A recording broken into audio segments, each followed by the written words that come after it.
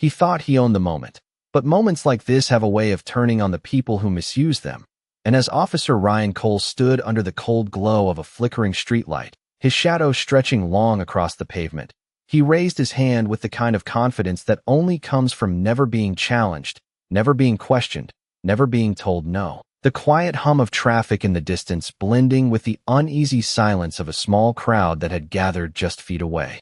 Phones half lifted, eyes shifting, no one stepping forward, no one daring to interrupt, because scenes like this had become too familiar, too predictable, and right in front of him stood Angela Brooks, her posture steady, her breathing slow, her eyes locked on his without fear, without panic, without even a flicker of hesitation, as if she wasn't standing in the middle of a situation that could spiral at any second, as if she had already seen the ending long before it arrived, and that was the part that unsettled him, though he would never admit it, not out loud, not here, not with people watching, because to him she was just another face, another presence he believed didn't belong, another person he could control with nothing more than a uniform and a raised voice.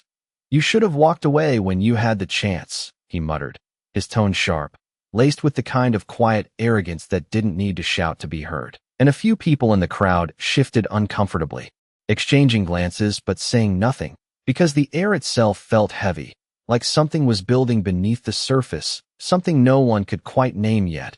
And Angela didn't respond, not with words, not with movement. She simply stood there, calm, composed, her gaze unwavering. And for a split second, just a fraction of a moment, Ryan felt it, that strange pause, that flicker of doubt that crept in when something didn't go the way it was supposed to, when the person in front of you didn't react the way you expected. But he pushed it aside quickly, tightening his jaw, stepping closer, closing the distance like he needed to reassert control over a scene that was no longer fully his, and somewhere in the background, a car door slammed, footsteps echoed faintly against the concrete, too distant to matter, too quiet to notice, or at least that's what he thought, because Angela's eyes shifted ever so slightly, not away from him, but past him, like she was tracking something, or someone, like she was waiting, not hoping, not guessing, but knowing.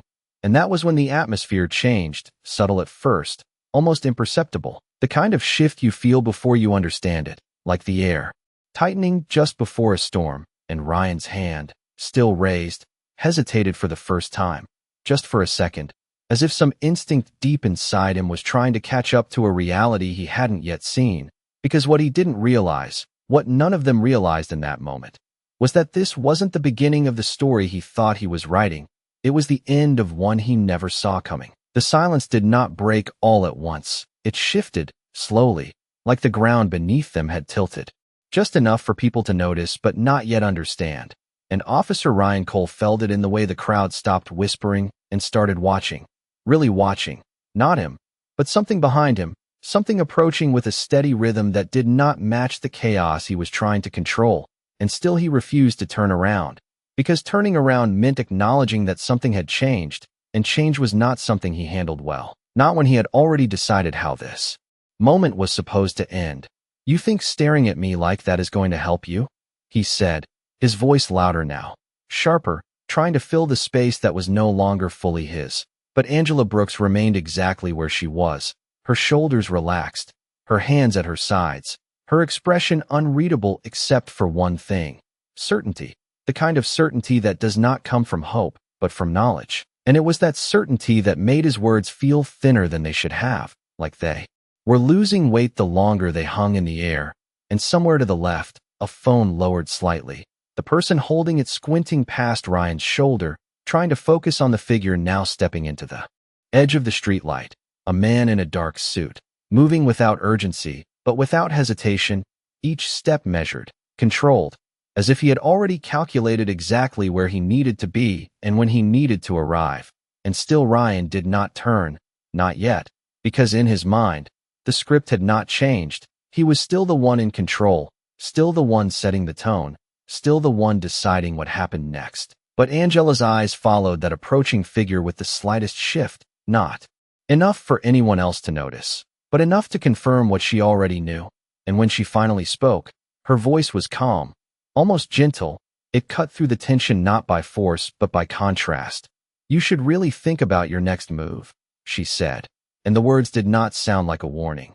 They sounded like a statement, like a fact already written somewhere he could not see, and Ryan let out a short, dismissive laugh. The kind people use when they want to hide the fact that something just unsettled them. "My next move?"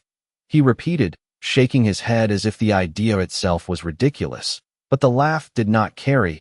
It did not land the way he expected, because by then, more eyes had shifted, more attention had moved past him, and even he could feel it now, that presence at his back, close enough to matter, impossible to ignore any longer. And slowly, almost reluctantly, he turned, just enough to see the man standing a few feet away, tall, composed, his expression controlled, in a way that made everything else feel louder by comparison. And for a moment, no one spoke, not the crowd, not Ryan, not even the man.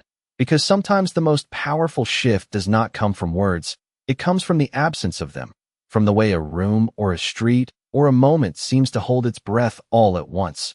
And then the man reached into his jacket, not rushed, not dramatic, just deliberate. And what he pulled out was small, simple, but it changed everything.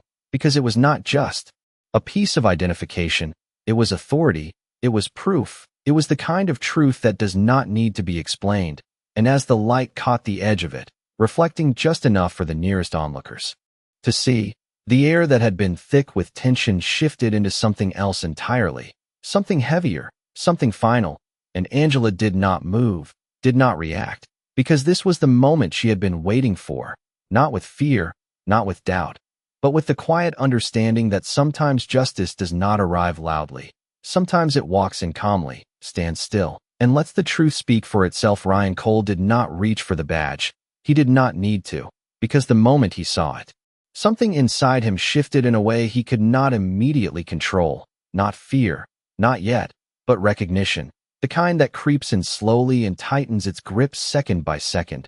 And the man standing in front of him did not raise his voice, did not step forward aggressively. He simply held that small piece of metal steady, letting it catch the light, letting it speak without interruption. And when he finally did speak, his voice was low, even, and precise. "Daniel Brooks, Federal Bureau of Investigation," each word landing with a weight that silenced whatever confidence Ryan had been trying to hold on to. Because this was no longer just a street interaction, no longer a moment he could shape with tone and posture.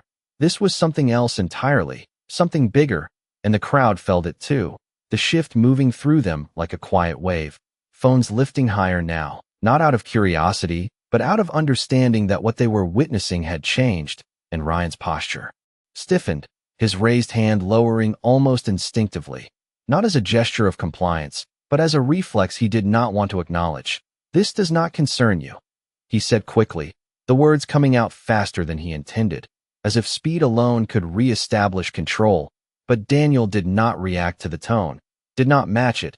He simply looked at him, steady, unreadable, the kind of look that forces a person to confront themselves without a single accusation spoken, and behind that calm exterior was something far more unsettling than anger.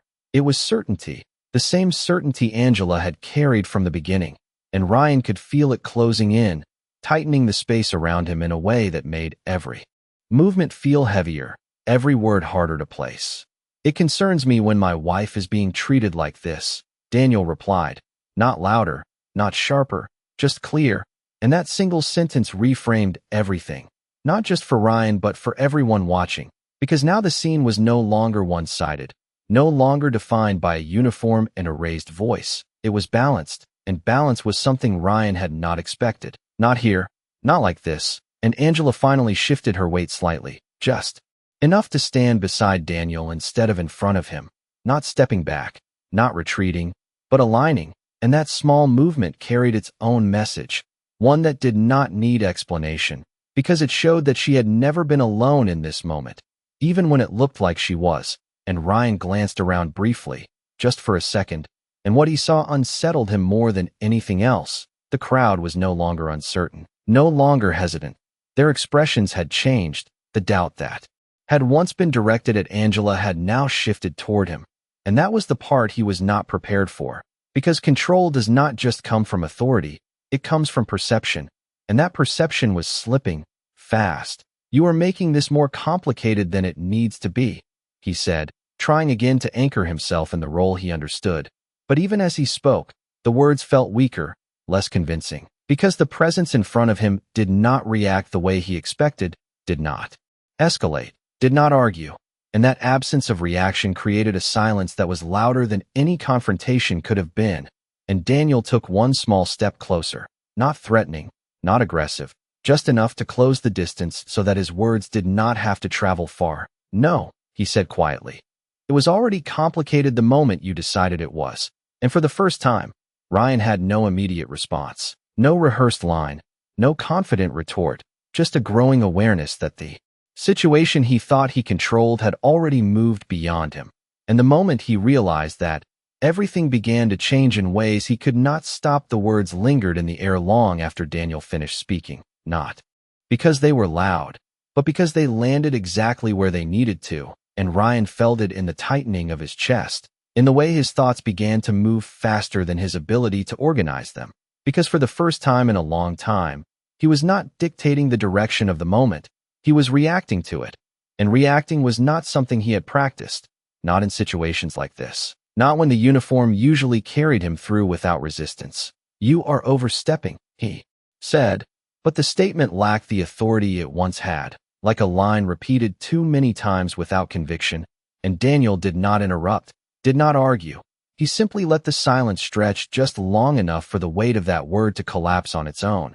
And then he spoke again, calm, controlled. "No, officer, I am stepping exactly where I am supposed to." And there was something in the way he said it that made the distinction clear, not a challenge, not a threat, but a boundary, one that had already been crossed long before he arrived. And Angela stood beside him, her presence steady, her gaze still fixed on Ryan. But now there was something else there too, not just certainty, but resolution, as if the outcome she had been waiting for was finally beginning to take shape. And around them, the atmosphere continued to shift, the crowd no longer hesitant, no longer unsure, their attention sharpened, focused, the quiet murmur replaced by a stillness that felt deliberate, as if everyone understood that this moment mattered in a way that extended beyond a single street, a single interaction. And Ryan noticed it. Of course he did. He noticed the way people were no longer avoiding eye contact, the way phones were no longer discreet, but openly recording, the way the space he once controlled had expanded beyond him, and that awareness unsettled him more than any words could have. Because control is not just about authority, it is about perception, and perception had turned. Slowly but unmistakably. "You do not know the full situation," he said, attempting to reframe the narrative, to pull it back into something he could manage. But even as he spoke, the sentence felt incomplete, unsupported, because there was nothing in the moment to reinforce it, no agreement, no backing, just the echo of his own voice against a silence that did not accept it. And Daniel's expression did not change, not even slightly, but his eyes sharpened, just enough to signal that he had heard everything he needed to hear. "Then explain it," Daniel said. Not loudly, not aggressively, just directly. And that simplicity stripped away the last layer of control Ryan had been holding on to. Because explanation requires clarity, requires truth, requires consistency. And in that moment, standing under the light with the weight of every eye on him, Ryan had none of those things ready, not in a way that would hold up, not in a way that would match the certainty standing in front of him. And for a brief second, he hesitated, just a fraction of time. But enough for the crowd to notice. Enough for Angela to see it clearly, the shift from confidence to uncertainty, from control to reaction. And it was in that hesitation that everything began to unravel, not dramatically, not all at once, but quietly, piece by piece. The way a structure weakens from within before it ever shows signs on the surface. And Angela finally spoke again, her voice calm but firm. "You already made your decision before you asked any questions."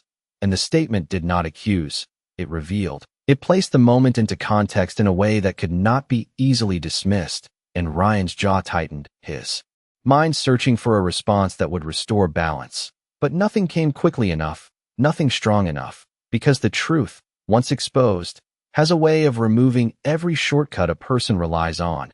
And standing there, surrounded by witnesses, by silence, By the steady presence of someone who did not need to raise his voice to be heard, Ryan realized something he had not anticipated, something he had not prepared for, that this moment was no longer about asserting authority, it was about facing it. And that difference was one he could not control. The hesitation did not disappear. It spread, quietly, like a crack running beneath the surface, and Ryan felt it in the way his stance no longer felt grounded, in the way his thoughts began to circle instead of move forward, because every second that passed without a clear response only made the silence heavier. And silence, in moments like this, has a way of exposing more than words ever could, and the crowd sensed it. The subtle shift from authority to uncertainty becoming more visible with each passing second, as if the scene itself was turning inside out right in front of them. And Daniel did not rush to fill that silence. He allowed it to stretch, controlled, deliberate, because he understood something Ryan did not. That pressure builds strongest when it is not forced, and when he finally spoke again, his voice remained even, but there was a firmness beneath it now. Something that made it clear this was no longer just a conversation. "Officer, I am going to ask you one more time," he said, each word measured. "What exactly justified your decision here?" And the question did not sound like a challenge, it sounded like a requirement. And that difference mattered, because Ryan could not dismiss it, could not ignore it, not with the weight of everything around him pressing in. And he shifted slightly, adjusting his footing as if that alone could help him regain balance. "She matched a description," he replied, the explanation coming out quickly, almost rehearsed. But the moment the words left his mouth, they seemed to lose strength, because there was no detail behind them, no clarity, just a vague statement hanging in the air. And Angela tilted her head slightly, not in disbelief, not in anger, but in recognition, as if she had heard that exact line before, more than once. And Daniel's expression remained unchanged, but his eyes narrowed just enough to signal that the answer was not sufficient. "What description?" he asked calmly, and this time the question landed harder, because it required specifics, required something real, something that could hold under scrutiny. And Ryan paused. Again, longer this time, his mind searching for something to anchor to, something concrete. But the longer he took, the more obvious it became that the foundation he was standing on was not as solid as he had believed. And a murmur rippled through the crowd, quiet but present, not loud enough to interrupt, but enough to reinforce the shift that was already underway. And Angela took a small step forward, not toward Ryan, but into the space between him and Daniel, her presence steady, controlled. And when she spoke, her voice carried a quiet clarity that cut through the tension without raising it. "You did not ask me a single question before deciding who I was," she said, and the statement was simple, but it carried weight, because it reflected exactly what everyone had just witnessed. And Ryan's jaw tightened again, his gaze shifting briefly away before returning, because looking directly at her now felt different than it had before. It no longer felt like control, it felt like exposure. And that was something he was not prepared to handle. Not here, not with this many eyes watching. And Daniel let that moment settle before speaking again. "You understand that every action you take is subject to review," he said, not as a warning, but as a fact. And that fact hung in the air heavier than anything else, because it introduced something Ryan could not ignore: consequences, not immediate, not dramatic, but real, structured, unavoidable.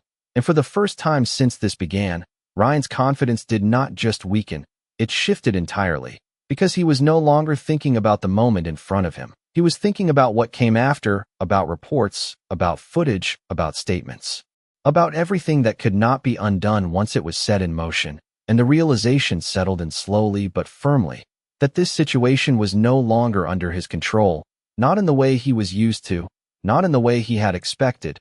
And as the weight of that realization pressed down, the role he had been playing began to fall away, piece by piece, leaving him standing there not as the authority he believed himself to be, but as someone being watched, evaluated, and quietly, undeniably, held accountable. The realization did not come all at once.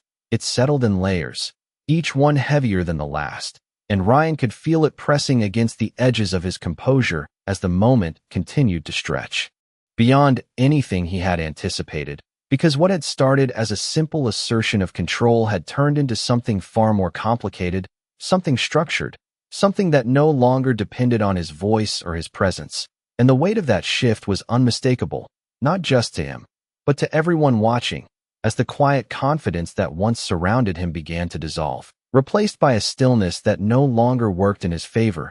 And Daniel remained exactly where he was, steady, composed, his posture unchanged. But there was a precision to his stillness now, the kind that suggested every second was being measured, every detail observed. And when he spoke again, his tone did not rise. It narrowed, focusing the moment instead of expanding it. "You said she matched a description," he repeated, not as a question, but as a return, a way of bringing the conversation back to the point Ryan had tried to move past. "So let us make that clear. What description, what report, what call did you receive?" And the specificity of the words tightened the space even further because it removed any room for ambiguity, any space where assumptions could hide. And Ryan's eyes shifted briefly, scanning the area as if something in his surroundings might offer an answer he did not have. But there was nothing there, no reinforcement, no support, just the quiet presence of witnesses and the steady gaze of someone who was not going to let the moment drift. And Angela watched him carefully, her expression unchanged, but there was a clarity in her eyes now, not just certainty, but confirmation, as if every second that passed without a clear answer was proving something she had already understood from the beginning. And the crowd felt it too, the subtle shift from tension to realization, as the narrative that had once seemed fixed began to unravel in plain sight. And Ryan cleared his throat slightly, the movement small but noticeable, as if he was trying to reset himself, to find a way back into a role that no longer fit the situation in front of him. "There was a report earlier," he said, his voice slower now, more careful, but also less certain. "Someone mentioned suspicious behavior in this area." And the explanation hung there, incomplete, lacking detail, lacking direction, and Daniel did not interrupt. He let the words settle, allowed the silence that followed to do what it always does, reveal the gaps, highlight the absence of substance. And then he responded, just as measured as before. "And what specifically connected that report to her?" he asked. And this time the question was not just precise, it was unavoidable, because it demanded a direct link. Something concrete, something that could not be explained away with general statements or vague references. And Ryan's hesitation returned, deeper now, more visible, because there was no immediate answer, no clear line he could draw that would hold under the weight of scrutiny. And that absence spoke louder than anything he could have said. And Angela finally exhaled slowly, not in relief, not in frustration, but in acknowledgement, as if the moment had reached a point she had been waiting for. A point where the truth no longer needed to be introduced, it simply needed to be recognized. And Daniel took one final step closer, not to intimidate, not to pressure, but to make something clear without raising his voice. "This is not about what you assumed," he said quietly. "This is about what you can prove." And the distinction settled over the scene with a finality that could not be ignored, because in that single sentence, the entire foundation of Ryan's position was reframed, shifted, from authority to accountability, from control to evidence. And as that realization fully took hold, the moment transformed completely, no longer driven by command or compliance, but by something far more powerful, the undeniable weight of truth being brought into the light. The statement did not echo. It settled, firm and unmovable, and for a moment no one spoke because there was nothing left to interrupt, nothing left to reshape. The direction had been set, and everyone could feel it, not as a sudden shift, but as a quiet certainty that had finally taken hold. And Ryan stood there, his thoughts no longer racing forward but circling inward, replaying the last few minutes with a clarity he had not allowed himself before, because now every assumption, every word, every action was no longer just part of the moment. It was part of something larger, something that would not disappear once the crowd moved on. And that realization carried a weight he could not ignore, not anymore. And the crowd remained still, their attention sharpened, their silence no longer uncertain but deliberate, because they understood that what they were witnessing was no longer just a confrontation, it was a turning point. And Angela stood beside Daniel, her posture unchanged, but there was a subtle shift in her presence, not relief, not victory, but grounding, as if the moment had finally aligned with the truth she had been holding from the beginning. and Daniel did not rush forward, did not press harder, because he understood that the moment did not need force, it needed clarity, and clarity had already begun to do its work. "Officer," he said quietly, the word no longer carrying confrontation but structure. "You are still in control of what happens next." And that sentence landed differently than anything else, because it did not accuse, it offered, it placed responsibility back where it belonged, not as pressure, but as choice, and Ryan's jaw tightened slightly as he absorbed it, because choice meant accountability, meant ownership, meant that whatever came next would not be explained away by confusion or circumstance. It would be tied directly to him, and that was a position he had not expected to be in when this started, and he glanced briefly at Angela, really looked at her this time, not as a situation, not as a problem to manage, but as a person standing in front of him, and for the first time, the gap between what he assumed and what was real became impossible to ignore, and it unsettled him in a way that went deeper than the moment itself, because it was not just about this interaction. It was about the pattern behind it, the habit of acting before understanding, of deciding before asking. And that realization did not come with noise. It came with a quiet discomfort that settled into his expression, subtle but visible, and the crowd noticed it. Of course they did, because people recognize shifts like that, the moment when confidence gives way to reflection, when certainty begins to question itself, and Daniel watched him carefully, not with judgment, but with expectation, because this was the moment that mattered, not the confrontation, not the tension, but the decision that followed, and the space between them remained still, charged not with conflict but with possibility, and Ryan exhaled slowly, the sound barely audible, but enough to mark the shift inside him. And when he spoke again, his voice was different, not loud, not sharp, but measured in a way it had not been before. There was no direct connection, he admitted, the words coming carefully, deliberately, as if he was choosing each one with more awareness than he had at the beginning. And the admission did not cause an outburst. It did not trigger reaction. It simply settled into the moment like a truth finally acknowledged. And Angela's eyes softened slightly, not in forgiveness, not in acceptance, but in recognition. Because sometimes the first step toward accountability is simply saying what should have been said from the start. And Daniel nodded once, not as approval, but as acknowledgement, because the conversation had shifted from assumption to fact, from control to clarity, and that shift changed everything. And for the first time since the moment began, the tension that had filled the air started to loosen. Not completely, not all at once, but enough to signal that something had ended and something else had begun, something quieter, something more difficult, something that would not be resolved in a single moment, but would carry forward long after this street returned to normal, because the truth, once spoken, does not disappear, it stays, it lingers, and it demands to be faced. The words did not fade after they were spoken. They stayed, steady and undeniable. And for a moment the entire street seemed to hold on to them, as if everyone present understood that something important had just shifted, not in volume, not in intensity, but in truth. And Ryan stood there with that truth settling around him, not as an attack, not as a punishment, but as a mirror he could no longer turn away from. And the uniform he wore, the authority he had relied on, suddenly felt different, not gone, not meaningless, but no longer unquestioned, no longer automatic. And that change was subtle but powerful, because it forced him to stand in the moment without the shield he was used to.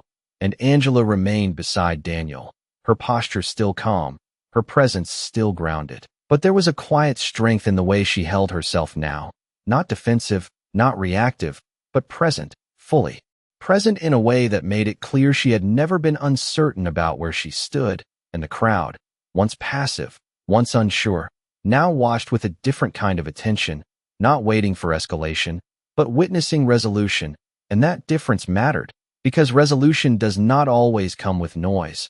Sometimes it comes with recognition, with the slow, deliberate acknowledgement of what should have been clear from the beginning. And Daniel shifted his gaze slightly, not away from Ryan, but across the scene, taking in the people, the phones, the quiet weight of the moment. And when he spoke again, his voice carried something new, not pressure, not authority, but expectation.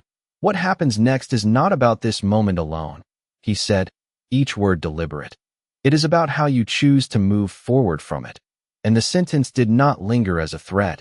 It settled as a responsibility, one that could not be avoided, and Ryan felt it fully now, the understanding that whatever he did next would define more than just this interaction. It would define how this moment was remembered, documented, and understood, and that awareness shifted something deeper inside him, something beyond reaction, something closer to reflection, and he looked at Angela again, not quickly, not defensively, but directly, as if seeing her for the first time without the filter he had relied on before. And the realization was quiet but unmistakable, that the assumptions he had made had filled in gaps where understanding should have been, and that recognition did not come easily. It came with a weight that settled into his expression, subtle but visible to anyone paying attention, and the crowd noticed it. Of course they did, because people understand when something real is happening, when a moment moves beyond performance and into truth, and a few of them lowered their phones slightly, not because the moment was over, but because it had changed. It was no longer about capturing something dramatic. It was about witnessing something meaningful, and Angela spoke again, her voice steady, calm, carrying neither anger nor triumph. "This should have started with a question," she said, and the simplicity of the statement cut deeper than anything else, because it highlighted what had been missing from the beginning. Not control, not authority, but basic understanding, and Ryan nodded, just once, a small movement, but enough to show that the words had reached him, not as a challenge, but as truth. And Daniel did not interrupt, did not add to it, because the moment did not need more words, it needed space. Space for that acknowledgement to settle, space for the reality of it to take hold. And for a few seconds, no one spoke, the silence returning but in a different form, not tense, not uncertain, but reflective, as if the entire scene had paused to recognize what had just unfolded.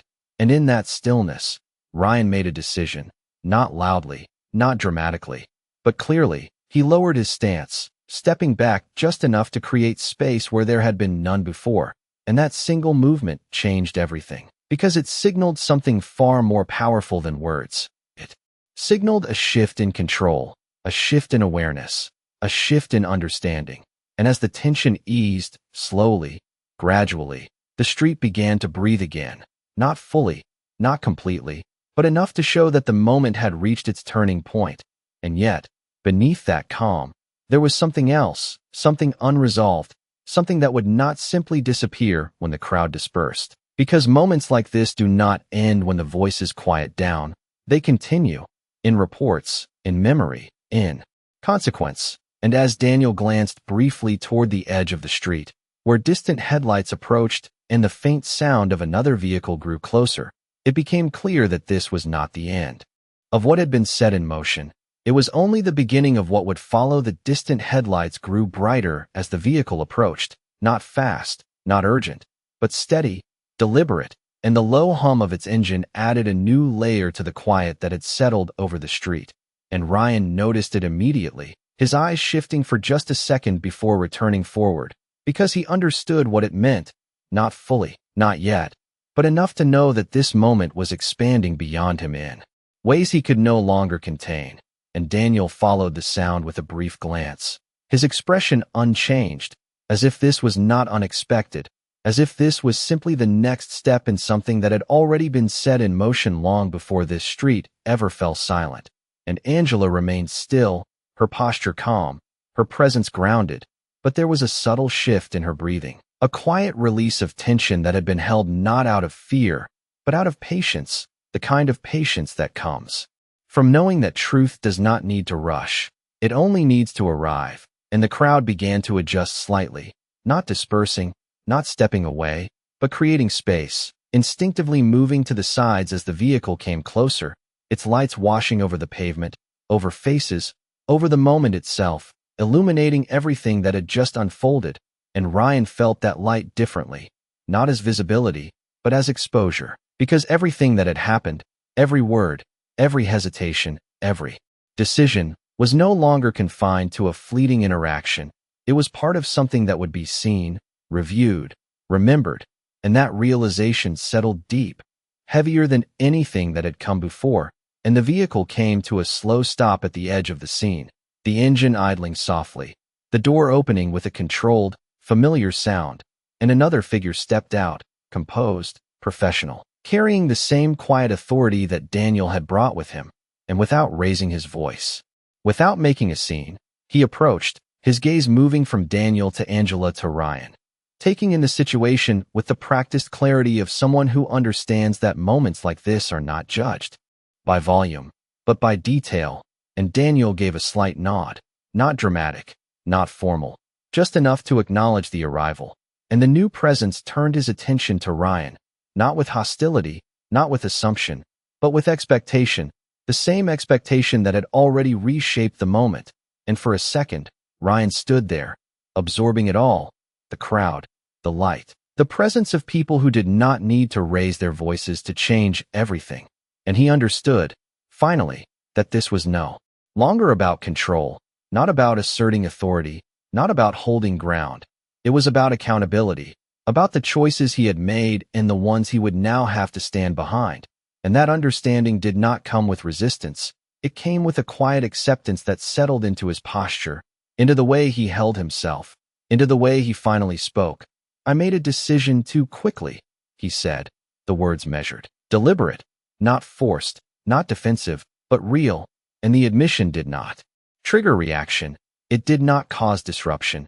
It simply became part of the moment, part of the truth that had already been unfolding. And Angela listened, her expression steady, not soft, not harsh, but clear, because acknowledgement is not the same as resolution. It is only the beginning of it.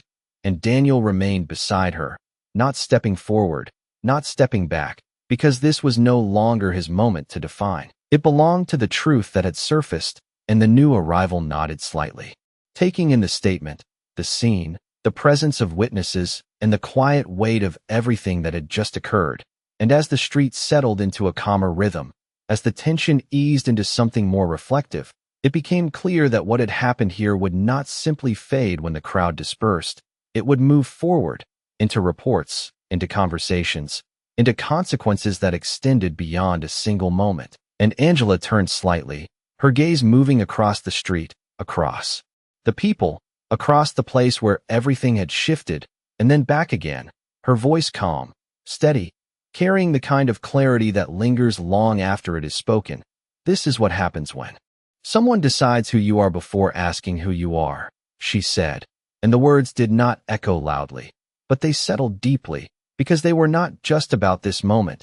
They were about every moment like it, every assumption made too quickly, every decision formed without understanding.